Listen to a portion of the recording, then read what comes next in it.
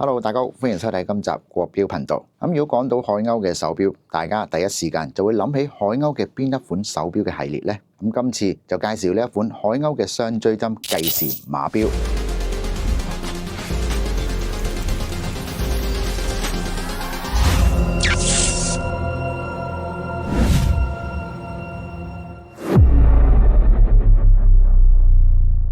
首先呢一款手錶嘅外觀上邊就帶住有啲1963嘅影子，採用咗拱面嘅藍寶石錶面，42.5mm嘅直徑。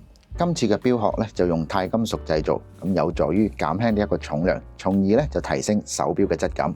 而錶殼處理方面側面就用咗拉絲，而表面就用咗拋光，提高咗外觀嘅細節，呈現出呢一個層次感。而個錶殼整體嚟講就隱約咁帶出咗年代感。當然就要配合翻呢一個經典嘅錶帶，就係鱷魚皮啦。而且呢一個配搭可以講係冇得輸噶啦。海鷗雙追針腕錶兼備住經典復刻嘅風格與現代嘅審美，錶盤嘅佈局就清晰易讀，細緻依然都係俾大家有住不一樣嘅體驗。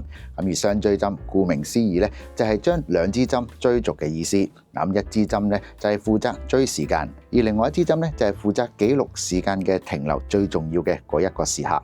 之前就有一款係奶白色嘅錶盤，而今次就推出咗呢一個藍色嘅錶盤。錶盤睇落又好似有啲複雜嘅設計，但又劃清界線可見嘅測速線啦、刻度盤、計時盤等等。3點、9點嘅小時針同埋時分針就用咗一啲經典嘅柳葉針拋光處理。深藍色嘅錶盤再配搭翻銀紅色嘅雙追針計時秒針，各展所長。而字釘方面就保留咗經典嘅海鷗1962飛行系列原始嘅設計第二方案草稿圖嘅刻度，承載住品牌嘅歷史。今次海鷗嘅雙追針採用咗自主研發製造嘅手動上鏈機械機芯，就係 ST1961 機芯，係海鷗 ST1901 改型升級嘅進化版。喺記秒軸中間就加咗一個追秒軸，而控制追秒軸嘅按掣就喺10點鐘嘅位置。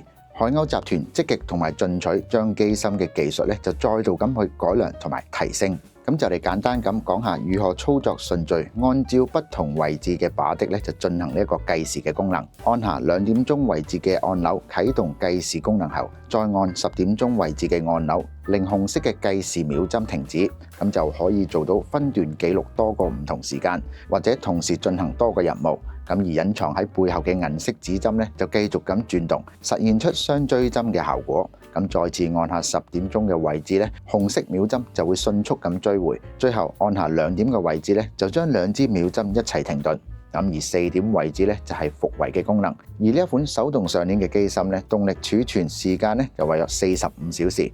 如果頻密咁使用呢一個計時功能嘅話動力儲存嘅時間就可能相應會縮短。所以大家就要留意一下啦。而錶底方面就清晰可見到個透底，完全就可以俾大家觀賞到機芯嘅結構。總而言之，海鷗雙追針嘅腕錶就有住佢哋獨特實用嘅複雜功能。而呢一款海鷗嘅雙追針計時碼錶更加係國標精密製造實力嘅象徵。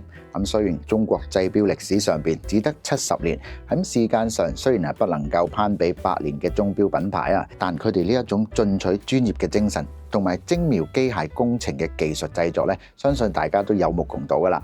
雖然而家可能有啲手錶上邊嘅功能睇上去就好似冇乜用途，而電子產品要咩功能有咩功能，點解仲要一啲咁複雜嘅嘢呢？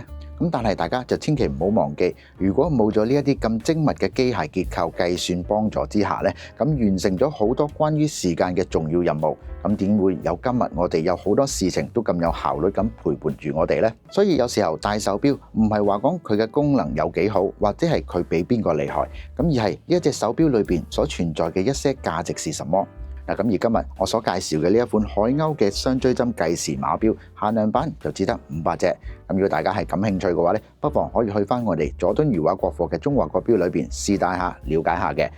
到最後都要提大家，無論係乜嘢牌子嘅計時碼錶，都要跟住佢哋嘅步驟咁去嚴格遵守。特別就係呢一個雙追針腕錶兩針同時咁啟動嘅時候就一定要按重合、合併再按停，最後先正復位。